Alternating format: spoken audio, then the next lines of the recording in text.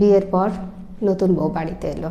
সে শ্বশুর শাশুড়ির খুব যত্ন নিত এবং তাদের খেয়াল রাখত, কিন্তু শাশুড়ি তাকে ভালো চোখে দেখত না।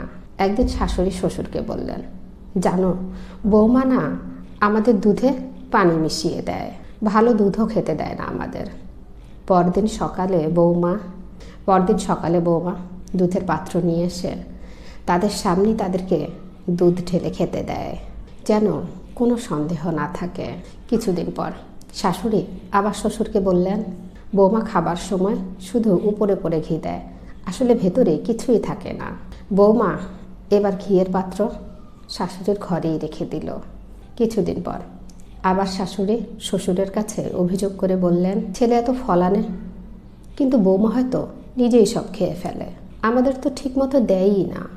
বৌমা এবার ফ্রিজটায় শাশুড়ির ঘরে এনে রেখে দিল এবং বলল, এখন থেকে পানির জন্য আপনাদের আর কষ্ট করে রান্নাঘরে যাওয়া লাগবে না। বৌমার এমন ব্যবহারে শ্বশুর খুশি হলেন এবং শাশুড়িকে বললেন, এখন তো সব কিছু তোর ঘরেই চলে এসেছে, আর তো কোনো অভিযোগ নেই। শাশুড়ি একটু চুপ থেকে বললেন, সব ঠিক আছে, কিন্তু আমার মনে হয় বৌমা কোনো না কোনো ঝামেলা করছেই।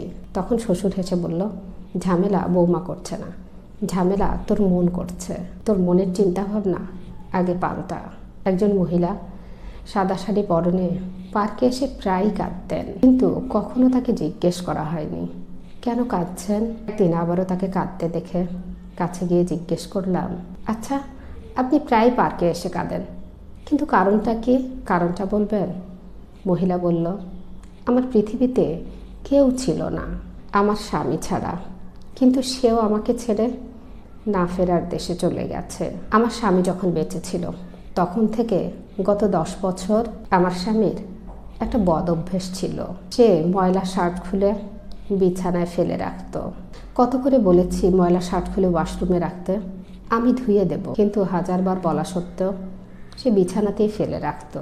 তখন রাগ হতাম, কিন্তু ও যদি আবার ফিরে আসতো, আমার মৃত্যুর আগ পর্যন্ত ময়লা শার্ট বিছানা থেকে নিয়ে ধুয়ে দিতাম, কখনো কিছু বলতাম না। ওনার কথাগুলো শুনে নিজের কথা বলার ভাষা হারিয়ে ফেলেছি।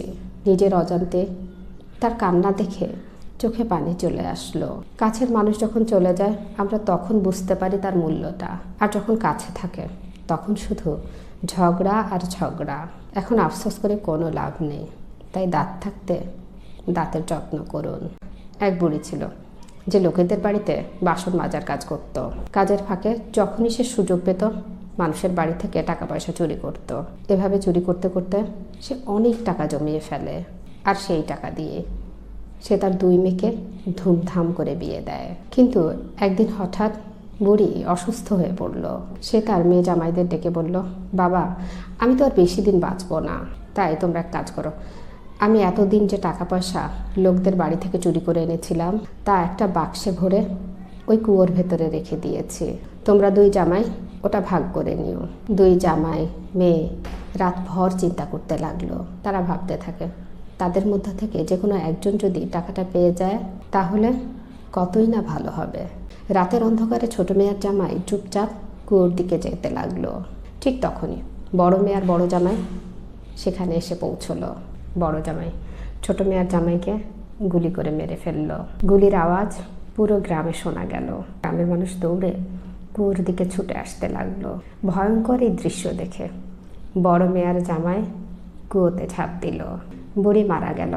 এক মেয়ে গুলিতে নিহত হলো, অন্য মেয়ে কুয়োতে ঝাঁপ দিয়ে মৃত্যুবরণ করলো। সব কিছু হলো শুধুমাত্র ওই চুরি করা টাকার জন্য।